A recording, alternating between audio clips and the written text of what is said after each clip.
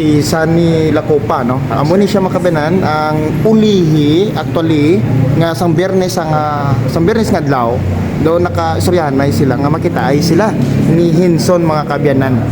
Si Sunny San, no? Condolence sa inyo, no? Kay ti daw parinti mo ining si Hinson. Sir. Yeah. Tell me about Biyernes nga adlaw. Ano natabo? So sang Friday sir, bali nagchatanay kami minson nga naghagat bala ka na ka sir nga libirhon ko tanapan yapon. And then after duty ko kato sir, bali Ding na kada time. sa city pa ako sir. Okay.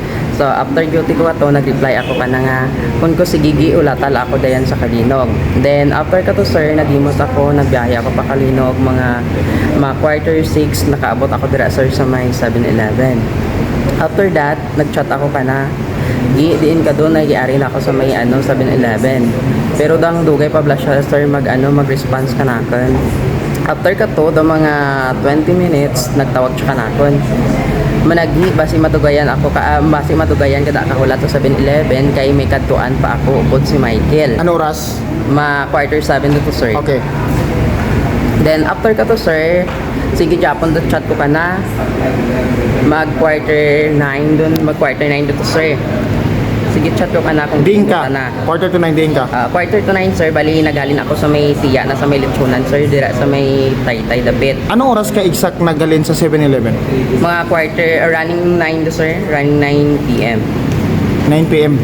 Quarter to 9. Sorry. And Nag-abot then, ka, ang kayang oras sabi daw importante. Anong oras ka nag-abot gid to be exact sa city sir. Alin sa city? Nagdirekta ka 7-Eleven? Sir, dira gid ako na naog. Mga ano gid oras? Mga quarter 6:30 sir. 6:30. Tas ara na ako sir. Nag-chat ka nga? Nga ari ako sa may 7-Eleven. Alright. And then mga 20 minutes siguro gihulat ko kana sir, nagtawag sa messenger ko nga kung base madili balay hulat ko kana sir kay may katuan patanan ni Michael. So wait ako nagmind ko to sir, and then do mga 2 hours left do pala nga offline ta na. Bali pag quarter 9 nagkato ako sa tiya na sa may lechonan. And then kato sir na nawag naman siya liwat kana control number lang gid. Managi Mga oras? quarter 9 to sir. Pero wala ka na 7-Eleven? Wala na sir, dito ako sa may tiya na sa may sa may lechonan. Okay. And then nagtawag siya sa number ko sir, managi base madugayan kada ulat kay may kadtuan pa kami ni Michael. So after kato sir, syempre as na second cousin niya best friend na gid daw naglain balay buot ko sir nga syempre nag-asa takon nga maupdanay kami sa at that time sir. And then bali pagka quarter 9 niya to nga sa tiya na ako gastay naabutan ako te sir mga quarter 12. After ka to sir, wala ko nagpabuhay stay sa tiya na nagbalik ako sa 7-Eleven mga quarter 12:30. And then nagstay ako to dangat mag 1 sir, 1 AM sa kagahon. Sige man Japon chat ko ka na. Punta ko ka na wala Japon ta nag-responsors. So wait ako nag-mind ka to sir basi nga kung baga may kung din bala ni Michael nagkato or either nag-racket sanda sir. So wait ko ka to nag-mind sir bali nangita do latak ka tulugan ko.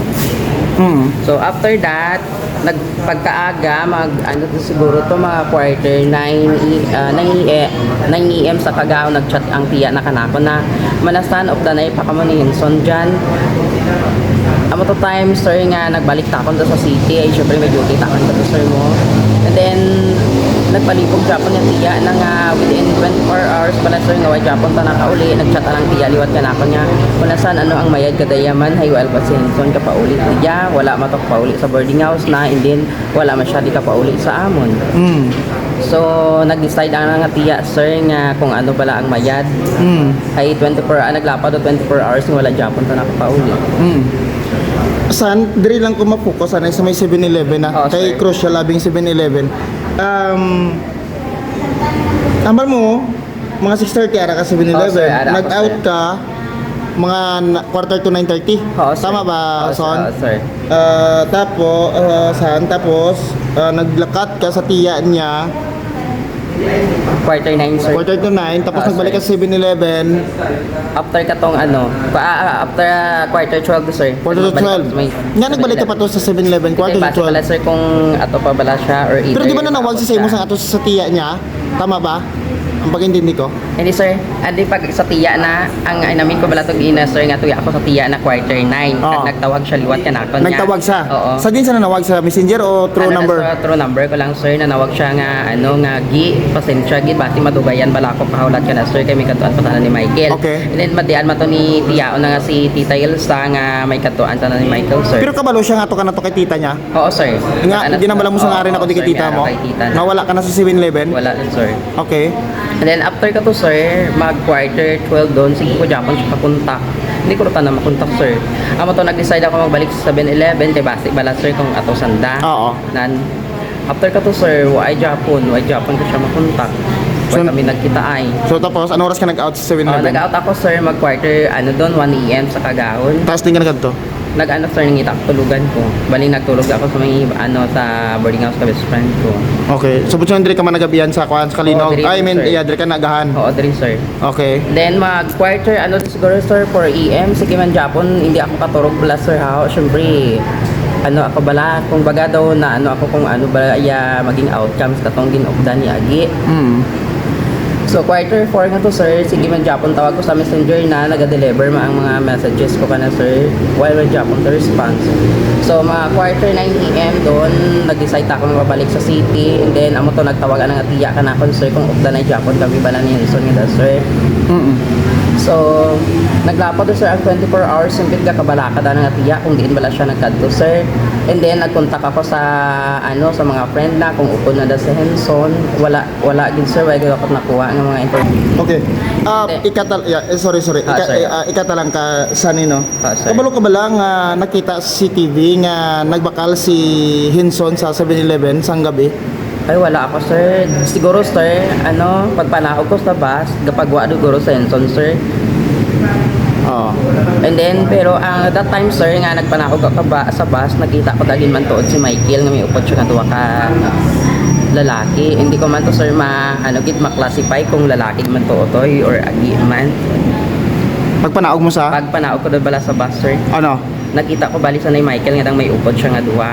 Sa may Kilala mo ni si Michael? oo sir, kilala ko rin si Michael sir. Pagpanaog mo rin sa city, pagpanaog mo din sa Sa bus. 7-Eleven, sa bus, Oo, sir. nakita mo si Michael nga da sir. isa din Sa may sa piyak nga way bala sir nga sa may bangko area. sa 7-Eleven? Oo, sa tabok ka ng waiting shed. Okay. Oo sir.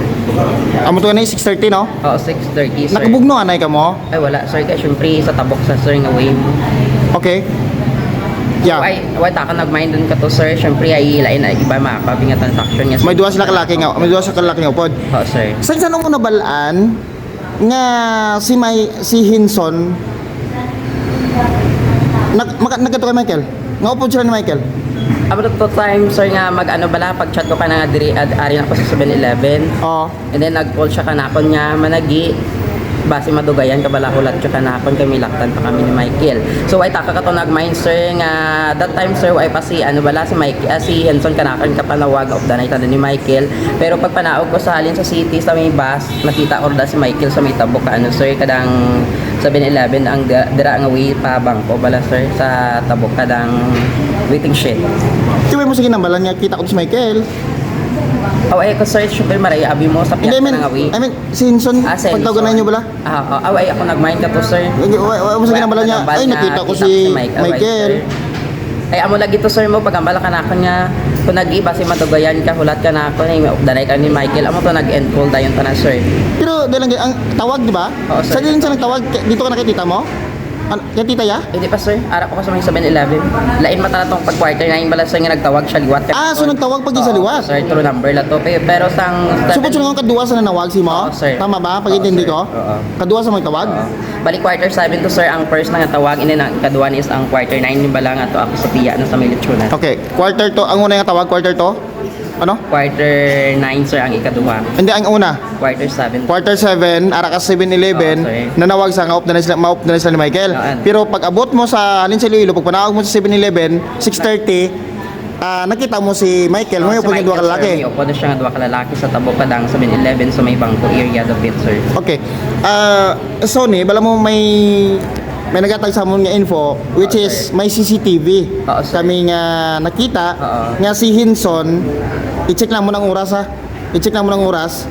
Kay amo na nga ginapaluwat-luwat ko sa imong 7-Eleven kay nakita sa CCTV Oo, sir. nga nagbakal si Hinson sa 7-Eleven.